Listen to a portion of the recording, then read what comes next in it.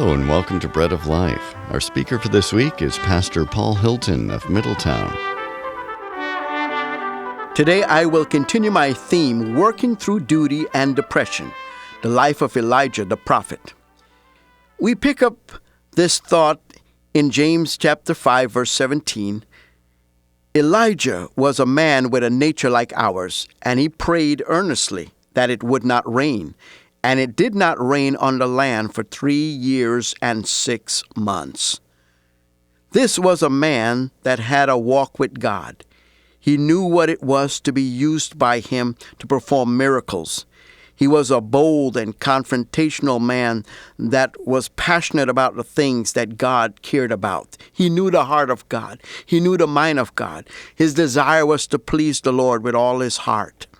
He challenged over 850 prophets and brought them to a showdown in 1 Kings 18. He said that the God who answered by fire would be the true God. And guess what? Jehovah showed up in power and splendor, and his fire consumed all the sacrifice, the wood, the stones, the dust, and even the water. When the people saw it, they fell on their faces and cried out, "The Lord is God! The Lord is God!" Elijah, through this experience, brought a nation back from idolatry to serving the true and living God. What a magnificent display of power. In chapter 18, we see Elijah being used by the Lord to prove to the people that God is the only true God. And by the next day, we see Elijah running for his life, because Jezebel said she was going to kill him. Chapter 19, verse 1 of 1 Kings says, when Ahab got home, and this is the NLT version, when Ahab got home, he told Jezebel what Elijah had done and that he had slaughtered the prophets of Baal. So Jezebel sent this message to Elijah: "May the gods also kill me if by this time tomorrow I have failed to take your life like those whom you killed." When Elijah heard that, he was afraid and he ran for his life. The first contributing factor that started him in a downward spiral was the fact that, and hear me, I want you to understand this point, he operated primarily alone. As much as possible, we should never try to do ministry alone. Jesus gave us the example. Luke 10:1. After this, the Lord appointed 72 others and sent them 2 by 2 ahead of him to every town and place where he was about to go.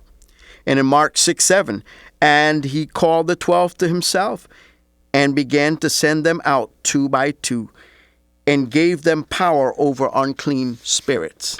And in Ecclesiastes chapter 4, verse 9 to 12, it says, "Two are better than one, because they have a good return for their labor. If either of them fall down, one can help the other up, but pity anyone who falls and have no one to help them up." We see the principle outlined by Jesus and also Solomon, who is the wisest man on the earth next to Christ. It's important to work together. It's important to have someone working with you. And one of the key contributing factors to Elijah running for his life was the fact that he was a loner. And I'll speak more to that as we progress through the week. I read this somewhere: teamwork makes the dream work. We all need the help and support from each other. Maybe if Elijah might have had someone working with him, he might not have been so quick to run away. He had a servant, but not a team player. He kept saying many times that he was the only prophet left. He was the only prophet left. He operated by himself. He operated in isolation. And as a result of that, fear penetrated his heart. Remember, don't go it alone.